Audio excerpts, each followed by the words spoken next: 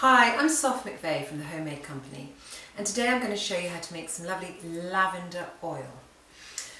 All you need is some lavender and some oil. It is that easy. And you'll end up with a wonderful, rich, relaxing, probably quite antibacterial lavender oil. So this lavender I've picked from my garden, and I've already separated off some of the petals into here. You can just use all the stalks and the flowers. So you can take them like that. Then you need some sunflower oil. This is just straightforward cooking sunflower oil, which is actually perfectly good, full of lots of omegas and vitamins. So you just need to use that. And it's pretty much 2 parts oil to 1 part lavender. So you can measure out the dry lavender first. So I'm just taking, I'll do 1 part 100 lavender there, and I'll do 200 oil there. This is the lavender, so let's see roughly.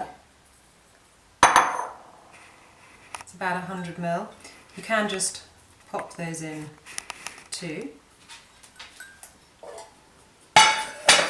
And I'm going to do a heat method for the lavender, and then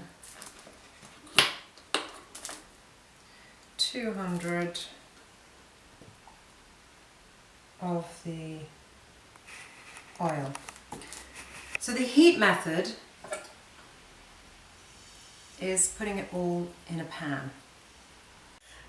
And so there you have the oil in the lavender, and I put this in a pan.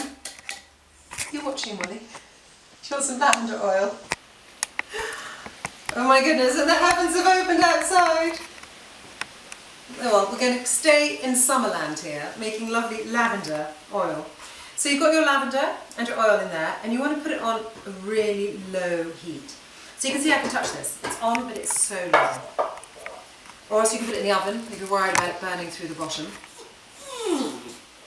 And keep that on for a couple of hours. And the idea of this is all the lovely goodness from the lavender is going to seep out into the oil.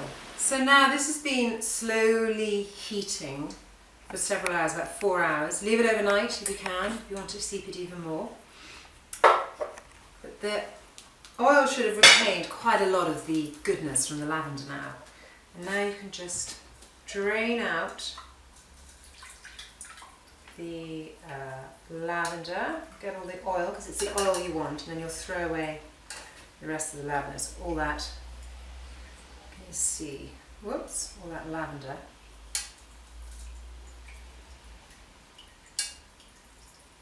It's just going to be thrown away there. So that's all its goodness is now, hopefully, in the oil.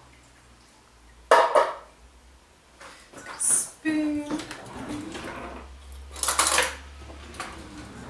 And just squeeze out every little bit. I always do it first in a sieve, and then to get it really clear, I then pour this through some muslin. But if you do it through muslin first, it just takes so much longer. So I always put it through a sieve first, get all those bits out, and then I drain that through some muslin. So that's your once drained lavender, and it's a bit cloudy, and it will be cloudy, and that's fine, but you probably want to get rid of some of those little bits in there.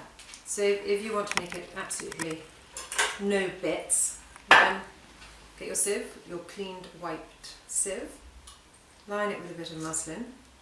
If you don't have any muslin, a clean cotton tea towel will do. It takes a little longer to drip through, and then you're just going to let that drip through. Don't know, can you see that going through? So once that's all through, it's in there. I quite often try to use little pots with a spout, because it makes the next stage so much easier, which is pouring your oil into a little jar. So you don't then have to get a funnel or anything, you can just pour it straight in to your jar. And I'm just using a jam jar here, clean, sterilised jam jar.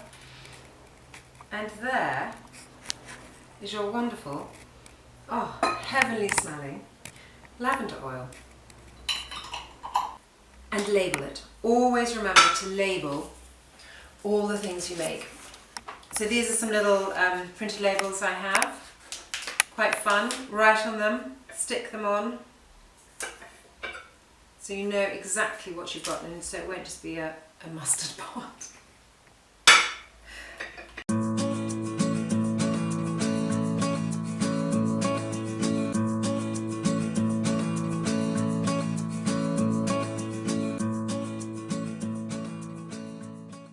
And then once you've got your lavender oil, you can just use it as it is, you can rub it on your skin, you can then make this oil into wonderful balms, which is really great with cocoa butter and beeswax, and that's a great thing to use them with. You can put a few drops of this in your bath. You can then mix this with salt to make lovely lavender bath salts. I hope you've enjoyed learning how to do the oil, and contact me if you need any more information, or you can find out the recipe in my book with lots of other rosemary, rose petals, chamomile, and lots of other season by season goodies, beauty goodies you can make.